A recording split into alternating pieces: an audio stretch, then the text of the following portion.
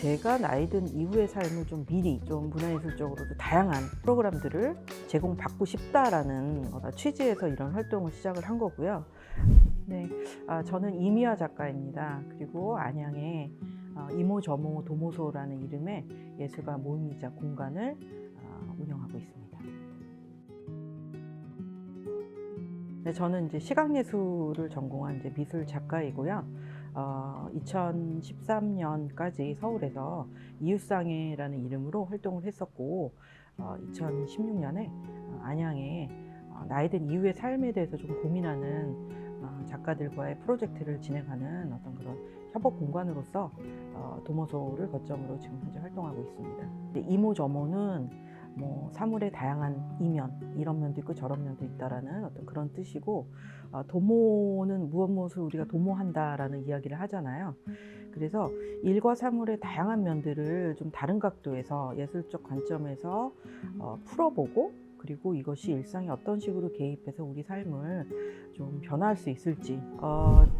이모저모 도모소가 위치하고 있는 곳은 안양의 이제 구도심 지역이고, 보시다시피 이제 대학가도 있지만 홀몸으로 거주하고 계시는 어르신들이 상당히 많은 그런 지역이기도 해요. 아무래도 나이가 들면 들수록 그 마침점이 조금 더더욱 이제 다가오잖아요. 그래서 삶을 산다는 것 자체가 일종의 그 마침점을 향한 오늘의 어떤 그런 현재 진행일 텐데, 그렇다고 한다면 잘 마무리하면서 잘 사는 것이 어떤 것일까? 예술가가 어떤 것을 단정하고 어떤 알매 제공, 지식의 제공, 전달 이런 방식이라기보다는 참여자 스스로 생각할 수 있는 어떤 그런 영역을 만드는 것 같아요. 그것이 어떤 기획의 포인트인 것 같아요. 그래서 2017년 초반부터는 어르신들이 이제 한두 분씩 이제 오시기 시작해서 한번 오시면 오전에 10시 정도에 이제 해서 한 2시간 동안 수업을 진행을 했었습니다. 이제 말하자면 그게 이제 수업인 거죠. 어르신을 이제 만나고 알아가는 시기였던 것 같아요. 그때 워크숍 이름이 불편백서, 일상 불편백서라고 해서 그저 어르신들이 막 이야기를 쏟아내는, 마치 그런 이야기를 할 곳이 없는데 그런 장을 만드는 어떤 그런 시간을 저희들이 만들어서 어르신을 만나는 그런 시간을 가졌었고, 그래서 어르신들이 나는 좀 국어 공부를 하고 싶어, 나는 예전에 산수를 잘했었는데 산수 공부 다시 하고 싶어, 나는 이제 글 쓰는 공부를 해서 간판을 읽고 싶어 하는 여러 가지 이야기들을 하셨어요. 그래서 한글 수업도 저희 그 이듬해 워크숍을 진행을 했고, 그 다음에 몸 움직임이 조금 혼자 있으면 늘 TV 앞에만 있어, TV 앞에서 있다가 그 TV 꺼지고 나서 일어나는 그런 시간이야 했을 때 시간을 영위하는 방법을 조금 같이 훈련하는 것은 어떨까라는 생각을 했어요. 2018년에 진행했던 슬로우 탭 지팡이 탭댄스를 2020년에는 일단은 하반기에 이제 여름 시즌에는 동네 골목 앞에서 아주 원거리, 가장 가능한 원거리 안에서 대면하는 방식으로 어르신들과 댁내가 아니라 골목에서 만났어요. 대한민국의 이제 주거 공간이 이제 아파트잖아요.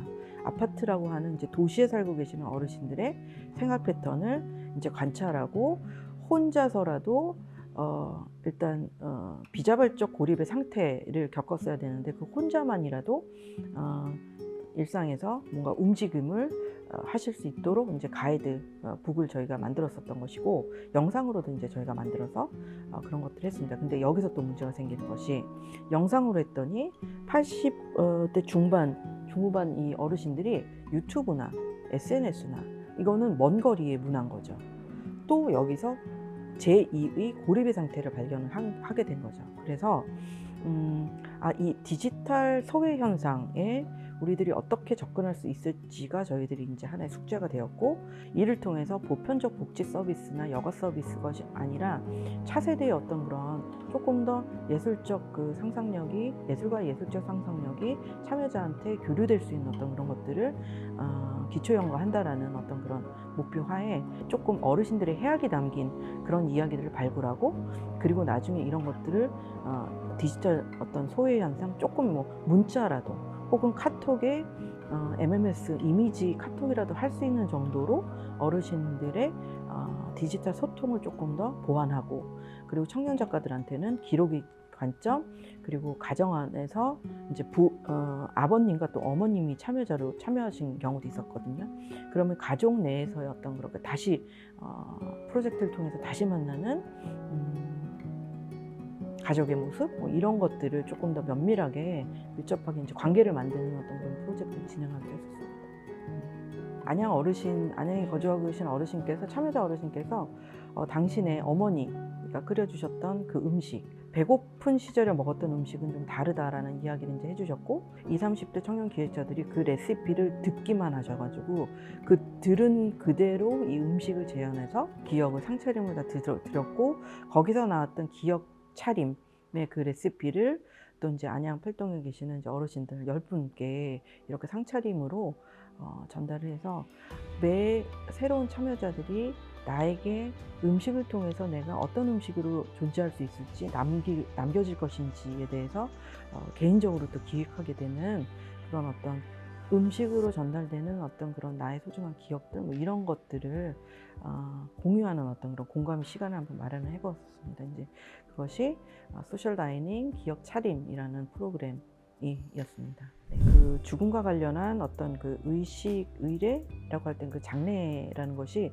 준비되지 않는 경우가 좀 대다수인 것 같고 그리고 대체적으로는 만들어져 있는 그날의 그 문화를 그냥 이렇게 구입해야 되는 어떤 그런 방식인 거지. 이 이야기가 무슨 얘기냐면 개인의 장래 안에서의 그 문화가 너무 획일화되어 있고 일종의 저는 이제 이 장례라고 하는 것이 결국은 이제 개인전이라고 생각을 하고 있거든요.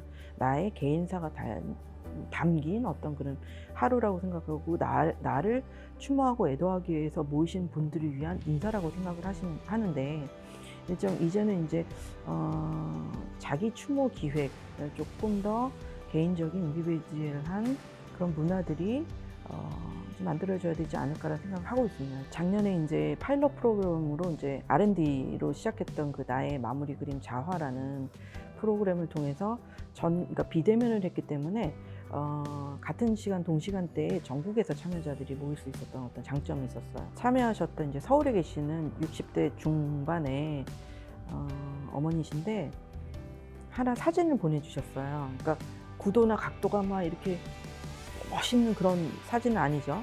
아이폰으로, 그러니까 스마트폰으로 딱 찍으신 사진 하나가 댁에 앉으셔가지고 이렇게 큰 상피시고 거기에 저희들이 이제 그림 도구 보내드렸던 그 도구와 당신의 이제 사진 하나를 사진 보시면서 이제 내가 나중에 이런 모습으로 남겨줬으면 좋겠어라는 어떤 그런 뜻을 그리셨던 그 영정자화.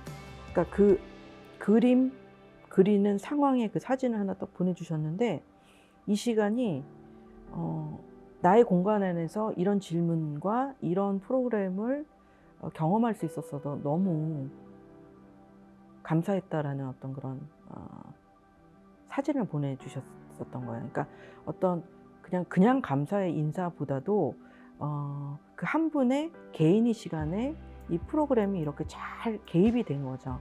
그래서 그러니까 비대면을 통해서 우리가 이제 사회적 거리라고 하지만 사회 안에서 이제 물리적 거리가 좀 제약을 갖고 차단이 된 상태에서 사실은 나를 대면하는 어떤 기회가 더 많아졌었던 것 같아요. 그런 지점에서 볼 때 이 자아 프로그램을 통해서 만났던 참여자의 내 거주 공간, 내 일상 안에서의 그런 사유의 공간을 스스로 구축하셨다는 지점에서 굉장히 저는 감동이었었습니다.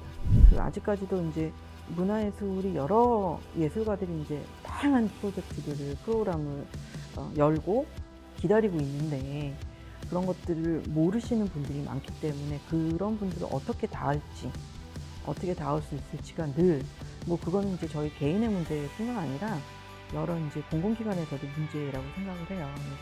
그래서 예술의 향유자로서의 그 어려움인 것 같고 죽음이라는 것이 물리적 죽음도 있지만 사회 활동이 끊기고 난 다음에 무엇을 해야 될지 그 역할 상실에 대한 것이 굉장히 또 크다라는 것을 관찰을 했고 그 역할을 그 가정 내에서뿐만 아니라 사회적에서라도 소소하게 할 수 있는 그 역할 경영을 위한 시간 경영의 방식 이런 것들을 어떻게 해야 될지에 대해서 이제 고민을 많이 하고 있습니다. 네.